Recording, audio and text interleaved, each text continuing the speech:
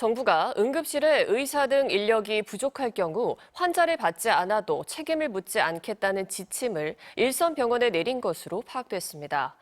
부적절한 진료 요구로부터 의료진을 보호해 결국 응급 환자도 보호하는 것이라는 게 정부 설명인데 걱정도 커지고 있습니다. 이혜리 기자가 보도합니다.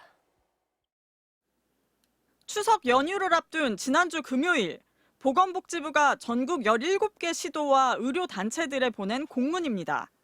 응급 진료를 어떤 경우 거부해도 되는지 정당한 사유를 명시했습니다. 우선 응급실 내 폭력이 발생하거나 그런 우려가 있을 때입니다.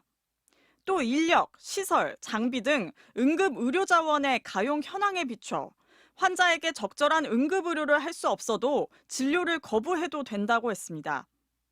의사가 부족해 진료를 거부하면 처벌하지 않겠다는 겁니다. 응급의료법상 의료진은 정당한 사유 없이 응급 환자 진료를 거부할 수 없습니다.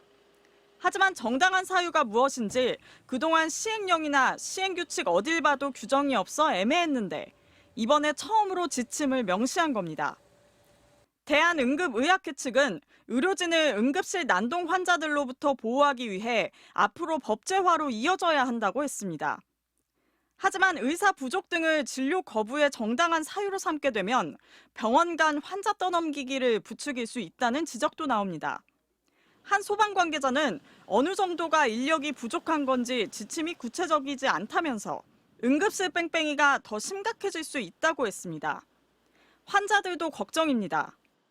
정부는 이번 지침의 목적은 폭행과 부적절한 진료 요구로부터 의료진을 보호하고 결국 필요한 진료를 즉시 받을 수 있게 해 응급 환자도 보호하는 것이라고 했습니다. MBC 뉴스 이혜리입니다.